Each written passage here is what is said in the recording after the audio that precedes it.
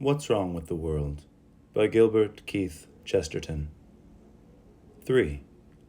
The New Hypocrite. But this new cloudy political cowardice has rendered useless the old English compromise. People have begun to be terrified of an improvement merely because it is complete. They call it utopian and revolutionary that anyone should really have his own way, or anything be really done and done with. Compromise used to mean that half a loaf was better than no bread. Among modern statesmen, it really seems to mean that half a loaf is better than a whole loaf. As an instance to sharpen the argument, I take the one case of our everlasting education bills. We have actually contrived to invent a new kind of hypocrite. The old hypocrite, Tartuffe or Pecksniff, was a man whose aims were really worldly and practical, while he pretended that they were religious. The new hypocrite is one whose aims are really religious, while he pretends that they are worldly and practical.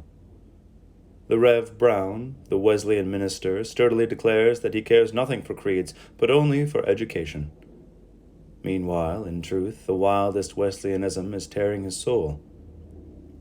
The Rev. Smith of the Church of England explains gracefully, with the Oxford manner, that the only question for him is the prosperity and efficiency of the schools, while in truth all the evil passions of a curate are roaring within him. It is a fight of creeds masquerading as policies. I think these reverend gentlemen do themselves wrong. I think that they are more pious than they will admit. Theology is not, as some suppose, expunged as an error. It is merely concealed, like a sin.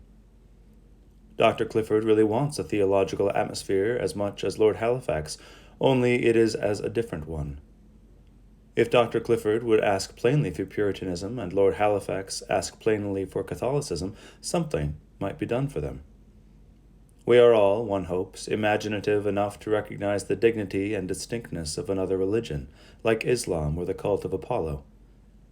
I am quite ready to respect another man's faith, but it is too much to ask that I should respect his doubt, his worldly hesitations and fictions, his political bargain and make-believe.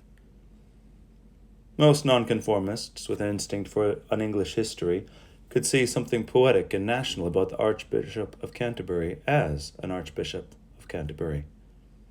It is when he does the rational British statesman that they are very justifiably annoyed. Most Anglicans with an eye for pluck and simplicity could admire Dr. Clifford as a Baptist minister. It is when he says that he is simply a citizen that nobody can possibly believe him. But indeed, the case is yet more curious than this. The one argument that used to be urged for our creedless vagueness was that at least it saved us from fanaticism. But it does not even do that. On the contrary, it creates and renews fanaticism with a force quite peculiar to itself. This is at once so strange and so true that I will ask the reader's attention to it with a little more precision.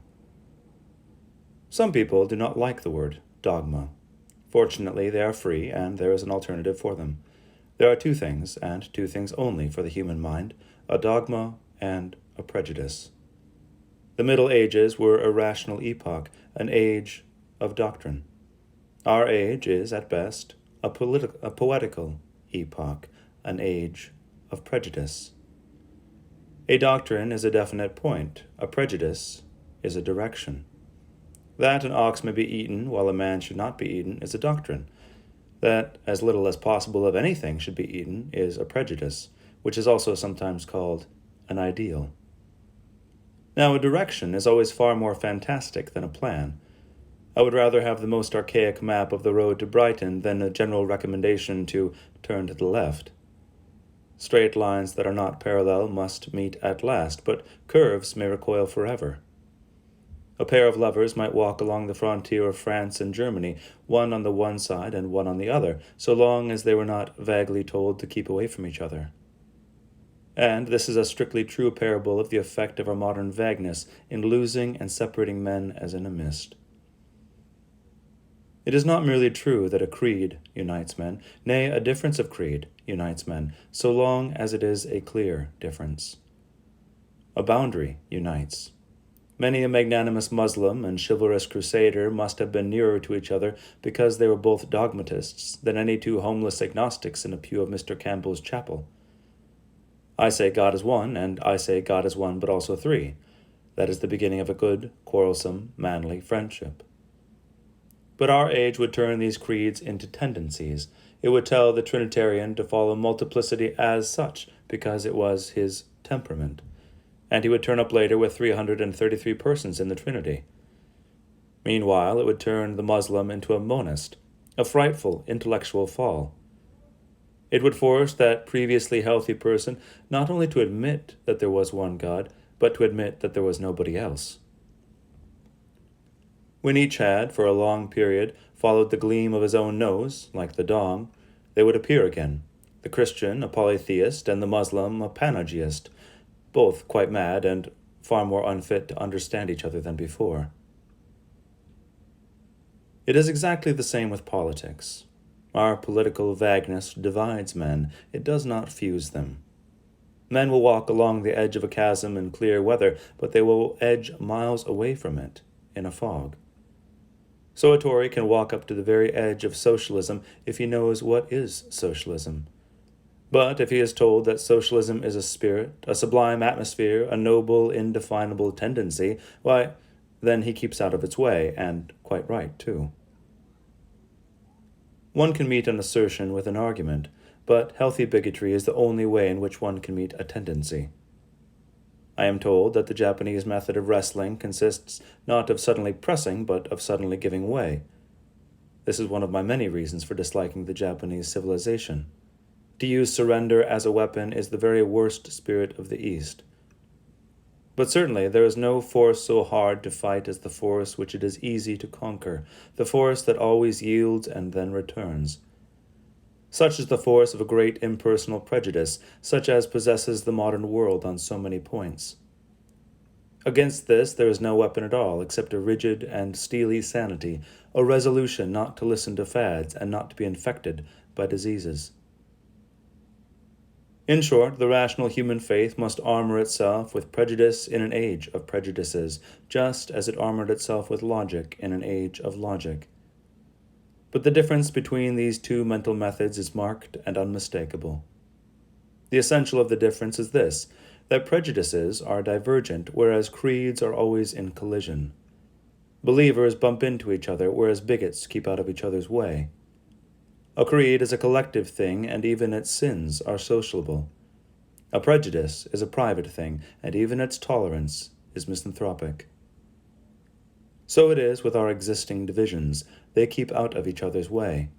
The Tory paper and the Radical paper do not answer each other, they ignore each other. Genuine controversy, fair cut and thrust before a common audience, has become, in our special epoch, very rare. For the sincere controversialist is above all things a good listener.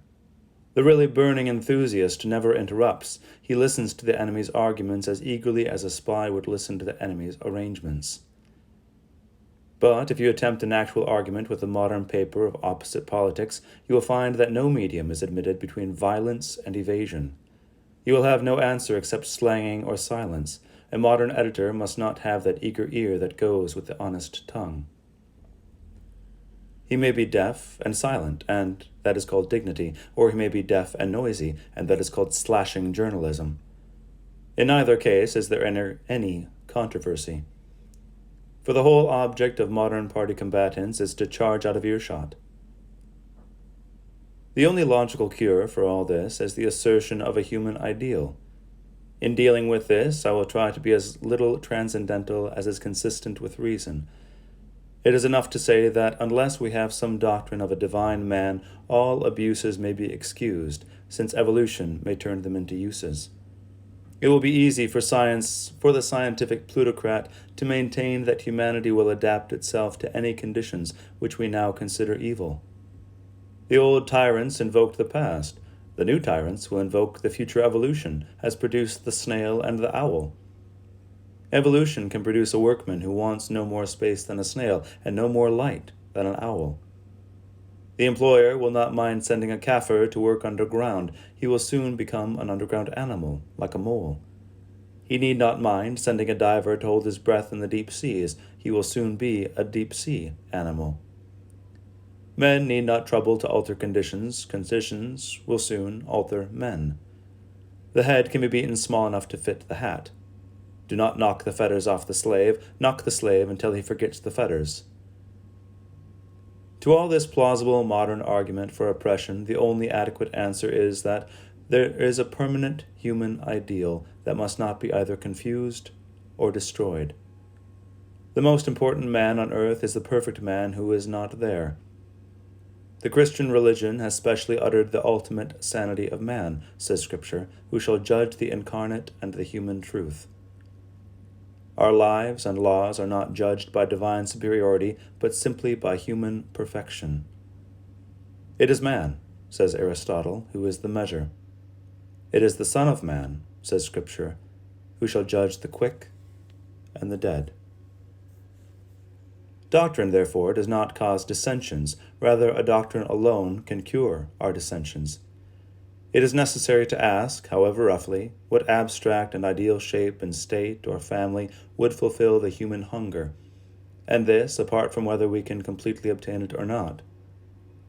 But when we come to ask what is the need of normal men, what is the desire of all nations, what is the ideal house or road or rule or republic or king or priesthood, then we are confronted with a strange and irritating difficulty peculiar to the present time, and we must call a temporary halt and examine that obstacle.